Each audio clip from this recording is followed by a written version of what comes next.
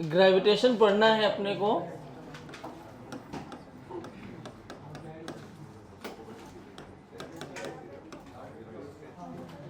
देखो ग्रेविटेशन में क्या करना है, पहले सबसे ऊपर लिखेंगे ऐसे, ध्यान से देखो कि जो इलेक्ट्रोस्टैटिक्स है, in electrostatics replace k with minus जी,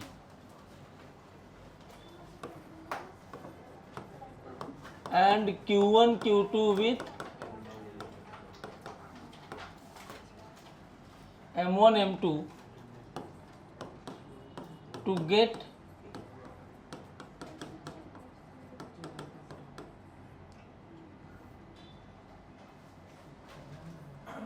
या ऐसे देखो,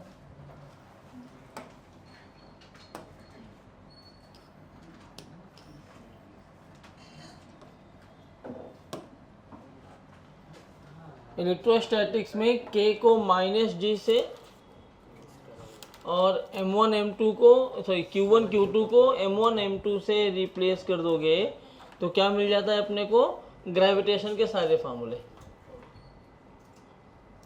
ठीक है, क्यों ऐसे रिप्लेस, माइनस जी से रिप्लेस क्यों करना पड़ रहा है, कल बताया था मैंने, क्योंकि अभी जो हमने जितने फार्मूले पढ़े हैं इलेक्ट्रोस्टैटिक्स में, उनमें सब रिपल्सिव नेचर के फोर्सेस थे। Q1 Q2 अब जितने भी बाई डिफ़ॉल्ट फार्मूले बने हैं ना, वो सारे बने हुए हैं किसके लिए, सारे बने हुए हैं लाइक चार्जेस के लिए। तो इसमें सब में अट्रैक्शन होता है। जैसे मैं आपको बताऊं तो सबसे पहले न्यूटन्स लॉ ऑफ ग्रेविटेशन,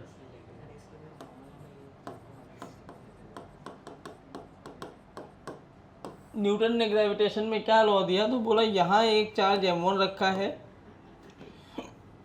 इधर पे एक चार्ज मास M1 और M2 रखा है, इनके बीच में सेपरेशन है R, तो M2 इसको अपनी तरफ खींचेगा F4 से और M1 M2 को खींचेगा अपनी तरफ F4 से, बराबर। ये फोर्स जो F होता है इसकी वैल्यू होगी G M1 M2 by R square magnitude wise, direction wise you know कैसा होगा। मैं पूरा नहीं लिख रहा हूँ, चलेगा ना, क्योंकि हमने वही तो लिखा था इलेक्ट्रोस्टैटिक्स में, कूलम्स लॉ और ग्रेविटेशन लॉ एक ही तो है, K को G, Q1 Q2 को M1 M2। यहाँ पे G को क्या बोलते हैं, G होता है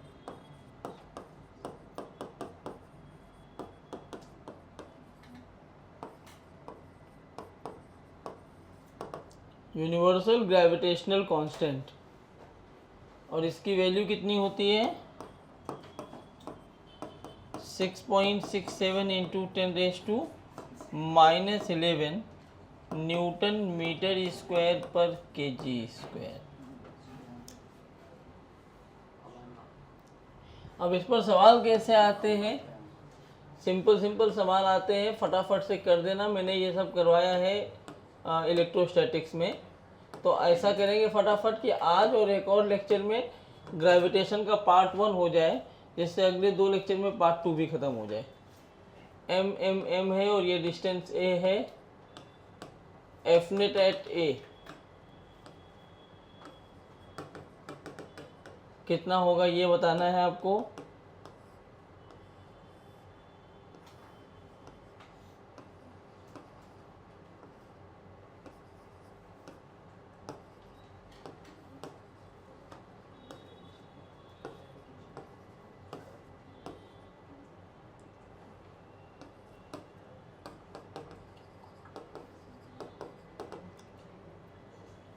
फटाफट से बोलो।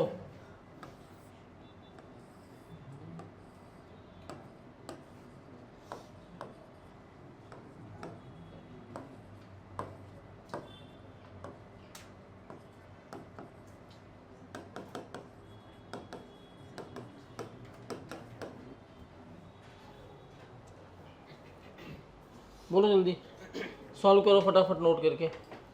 पहला वाला सवाल। अच्छा, इसमें एक चीज ये भी याद रखना, याद है आपको कूलम्स लॉ में आपको मल्टीपल पॉइंट्स दिया था मैंने, क्या क्या पॉइंट्स थे? पॉइंट नंबर 1 था कि it is valid for point charges, वैसे ये वैलिड किसके लिए है? पॉइंट मासेस के लिए वैलिड है।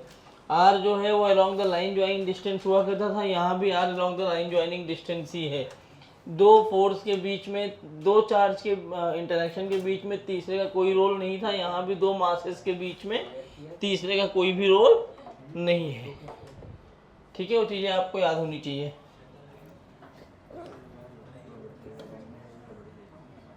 अब देखो, ये वाले सवाल में ए पर चाहिए तो ये वाला इसको इधर खींचेगा, F which is G M square by A square, और ये वाला मास इसको अपनी तरफ खींचेगा, G M square by A square, बीच का एंगल है 60 डिग्री, तो एफ नेट लिखा जाएगा since the magnitude of forces are equal to F cos theta by 2 मतलब 60/2, तो ये बन जाएगा √3 GM² बाई ए स्क्वायर। बिल्कुल क्या कट कॉपी पेस्ट है क्या इलेक्ट्रो का? जो इलेक्ट्रो पढ़े उनको इसमें मज़ा आ रहा होगा, क्योंकि बिल्कुल कट कॉपी पेस्ट है। अब इस ए पर देखो तो ये इधर फोर्स लगाएगा GM² बाई ए स्क्वायर, ये इधर फोर्स लगाएगा GM² बाई ए स्क्वायर, इन दोनों का रिजल्टेंट इधर आएगा। कितना आएगा? आपने पढ़ रखा है √2 GM² बाई ए स्क्वायर, और तीसरा वाला भी इधर ही फोर्स देगा। कितना देगा? GM² बाई √2a का होल स्क्वायर। तो जो आपका एफ नेट आएगा it is √2 plus half GM² by, सही है। तीसरे वाले में 0 आ जाएगा। Charges placed at corners are symmetric, तो net force at centre is 0 ना। वैसे ही मासेस आर द कॉर्नर्स, अगर सिमेट्रिक है तो net force at centre will be 0। अब इसके आगे आप लिखिए कि सारे क्वेश्चन में replace charge with mass in the all illustrations of electric force and calculate gravitational force. लिख लो हेडिंग क्वेश्चन के लिए, replace all the charges with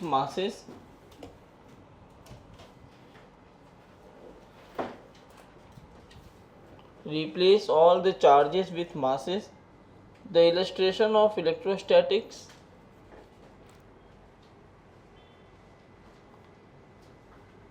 in the illustration of electrostatics। ये होमवर्क है समझो एक तरह से। And calculate the gravitational force. जैसे कौन कौन से आते थे उसमें? इक्विलिब्रियम था, याद है ना, मास कभी नेगेटिव नहीं होता। तो नेगेटिव ऐसा मत रखना कि वहाँ -q रखा है तुम -m रखने चले गए। -q की जगह भी तुम्हें m ही रखना है।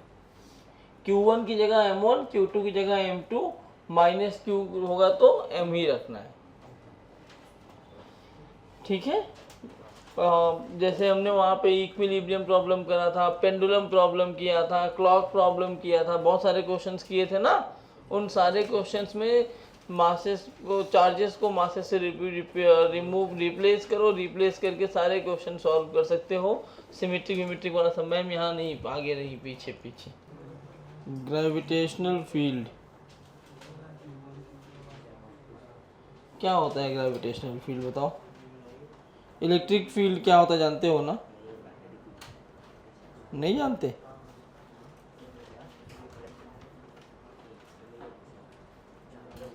इलेक्ट्रिक फील्ड जानते हो कि नहीं ये पूछा।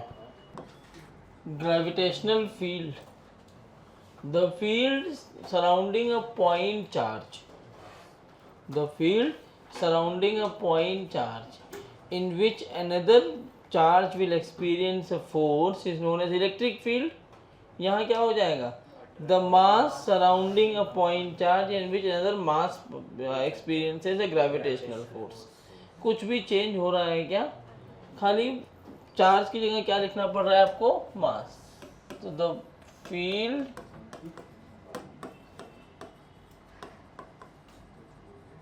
surrounding a point mass in which another mass experiences a force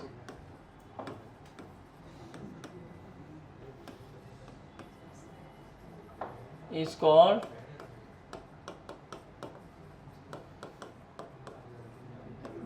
gravitational field.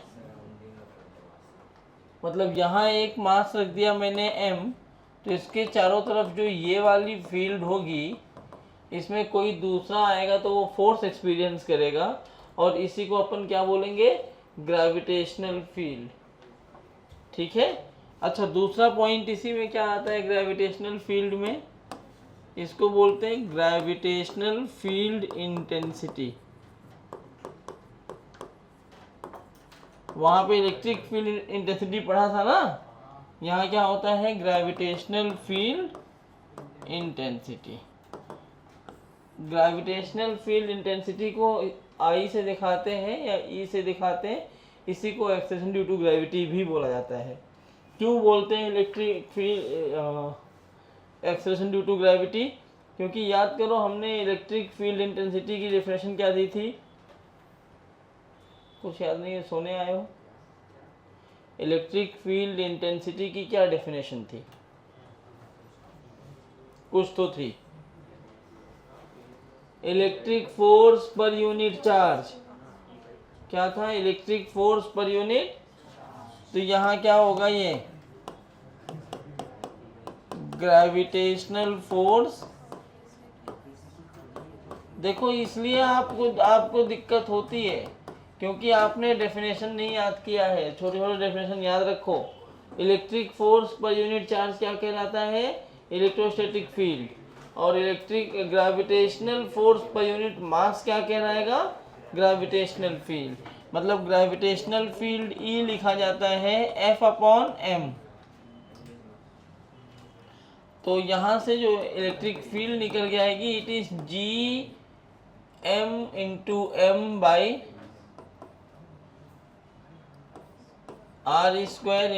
तो m ने m को मार दिया, it is Gm/r², also known as small g।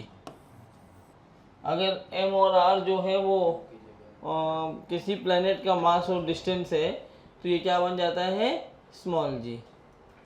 Unit क्या होती है? मीटर पर सेकेंड स्क्वायर। हालांकि एक्सेलरेशन ड्यू टू ग्रेविटी और ग्रेविटेशनल फील्ड इंटेंसिटी दोनों डिफाइन करने के अलग अलग तरीके हैं, दोनों का मतलब एक नहीं है। ग्रेविटेशनल फील्ड इंटेंसिटी का मतलब है कहीं पर भी ग्रेविटेशनल फोर्स पर यूनिट मास, लेकिन इस ग्रेविटेशनल फोर्स पर यूनिट मास में जो दो बॉडीज जिनके बीच में इंटरेक्शन हो रहा है, उसमें से एक कोई अगर प्लैनेट हो जाएगा तो यही इंटेंसिटी क्या बन जाती है? प्लैनेट मतलब अर्थ हो गया मान लो, तो क्या बन जाएगी? ये ग्रेविटेशनल फील्ड। लेकिन अगर दोनों मास रह गए तो ग्रेविटेशनल फील्ड नहीं रहेगा। समझ में आया क्या?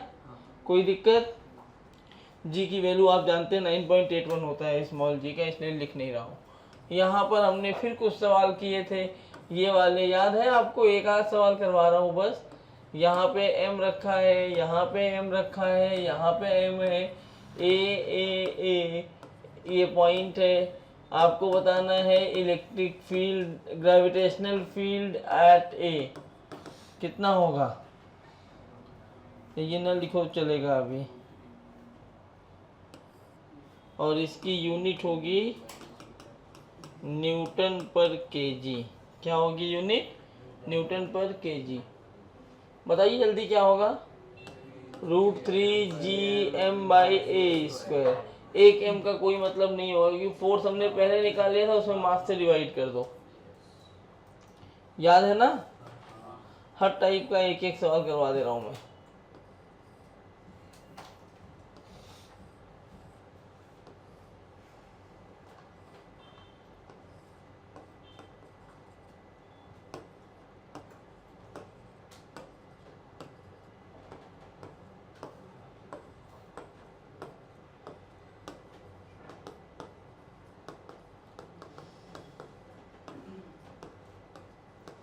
जी फील्ड एट ओ, बताइए। जी फील्ड मतलब ग्रेविटेशनल फील्ड। कोई आया ही नहीं तो क्या करूँ। ये देखो ये है हर कॉर्नर पे एम एम है, यहाँ एम हो जाए तो सिमिट्री हो जाएगा ना, लेकिन एम तो है नहीं, तो एम और माइनस एम लगा दिया जाए यहाँ पर। हम नेगेटिव मास सिस्टम बोलते हैं इसको, मतलब एम मास रख दूँ, एम मास निकाल लूँ, माइनस एम का मतलब होता ही है। ठीक है मैम, डर गई। अरे ये कैसे रख दिया, तो ये एम एम मिल के 0, ये माइनस एम का मतलब यहाँ से एक मास निकाल ले रहा हूँ मैं, तो इस पर जो फोर्स आएगा वो कितना आएगा,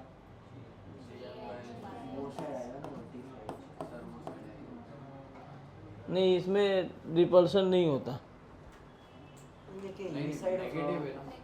हाँ, नेगेटिव ऑफ दिस। तो ऐसे सारे सवाल अब मैं बार बार लिखवाऊंगा नहीं कि रिपीट रिपीट रिपीट, ये भी तो हमने वहाँ पढ़ा है ना, वही चीज़ फिर से लिखना है। क्या लिखे जा रहा है रोदाज कब से, कल वाला, कल कुछ पढ़ाया ही नहीं था ना, पढ़ाया था कल का मैंने पूरा एडवांस पढ़ाया था। सेल्फ एनर्जी था। हाँ कुछ बोले सर, अरे बोल दो।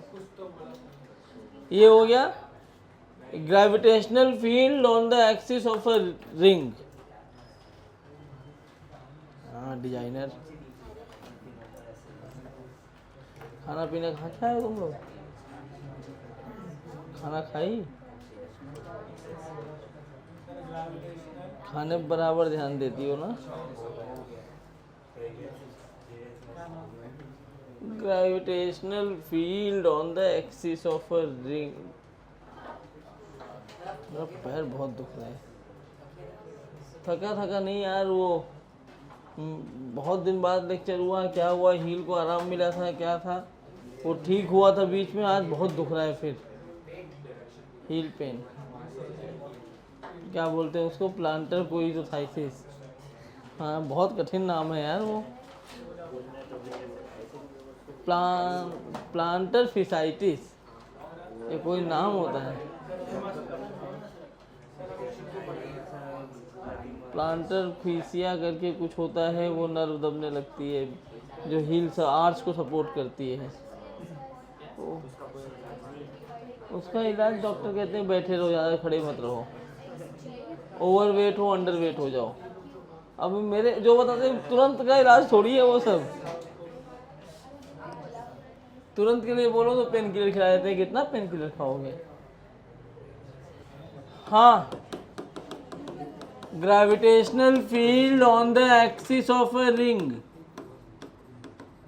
फटाफट से सुनो, ये जितने फार्मूले बना के दे रहा हूँ ना, ये तुम्हें याद नहीं रखोगे तो भी काम चलेगा, क्योंकि इलेक्ट्रोस्टैटिक्स में सब फार्मूले कर चुके होते हो, लेकिन तब भी जानते रहो, आना चाहिए। डेरिवेशन नहीं करवाऊंगा, डेरिवेशन इलेक्ट्रोस्टैटिक्स में कर चुके हैं। क्या था, ये था ना formula, E is equal to K Q X by are square plus X. तो यहाँ ऐसे ये रिंग है जिसका मास कैपिटल M है,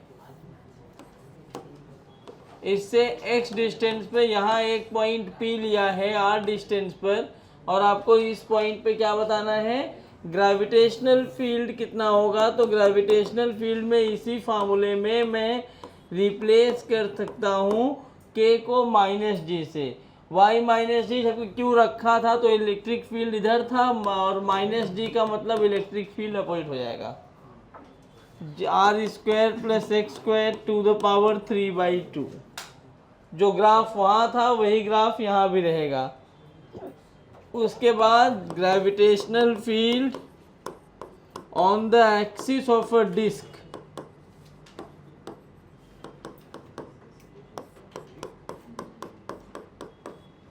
gravitational field on the axis of a disc. Disc पे क्या था, sigma by 2 epsilon naught 1 minus cos theta. Same formula यहाँ भी काम कर जाएगा बिना किसी चेंज के।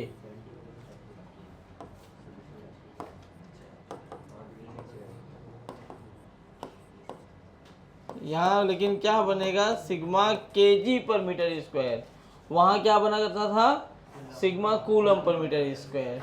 तो बस यही इतना फर्क है, sigma by 2 epsilon naught 1 minus cos theta.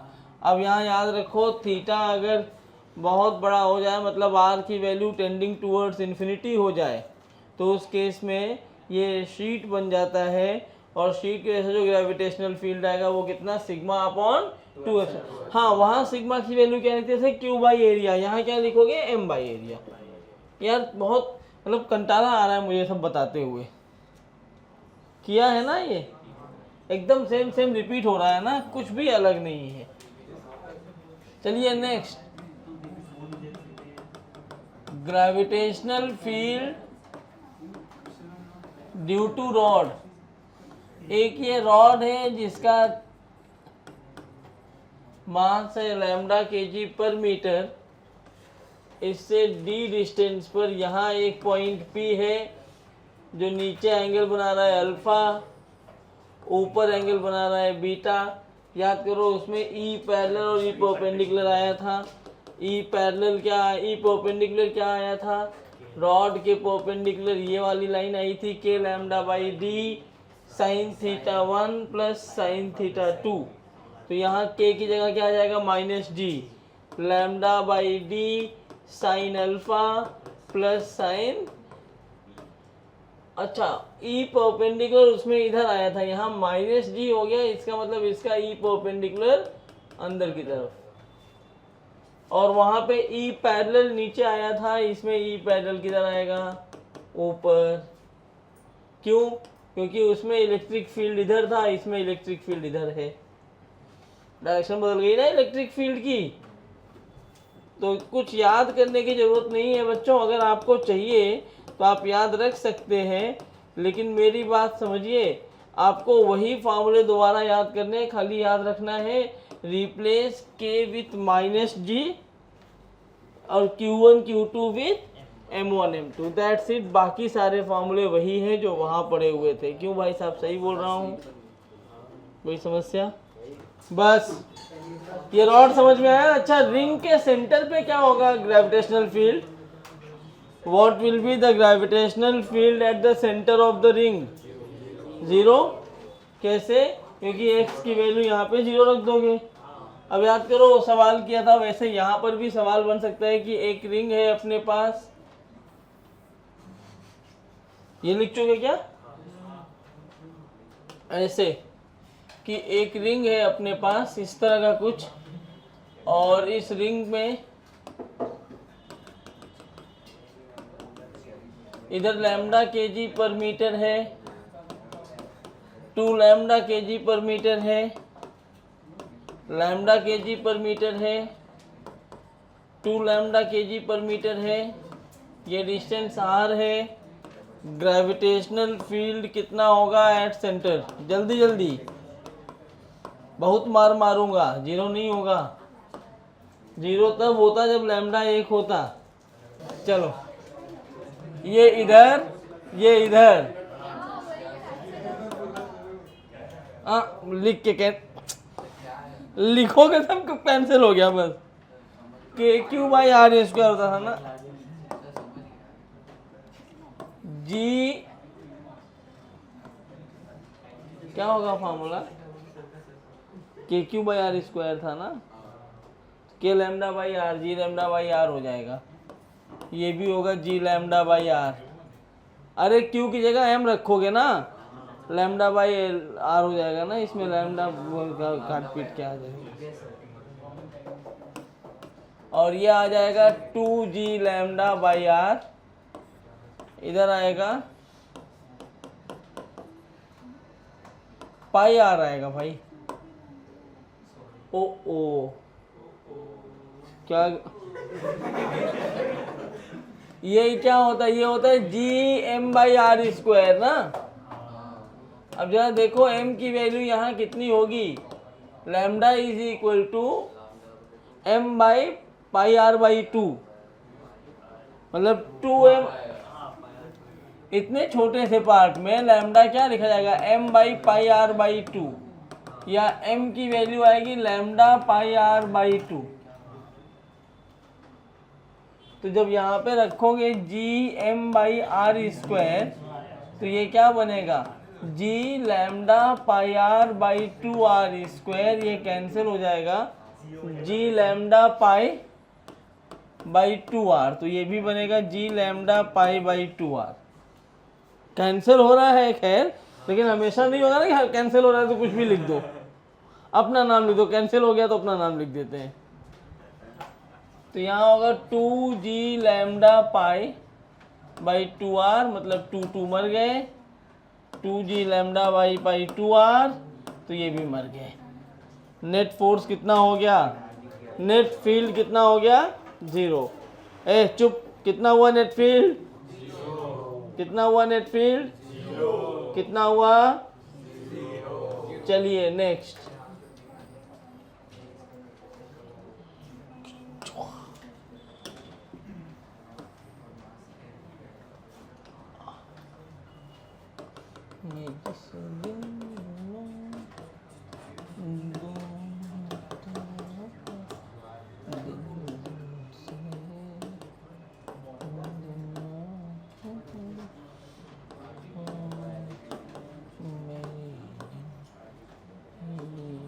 बताइए, वही सवाल है, ई नेट एट सेंटर।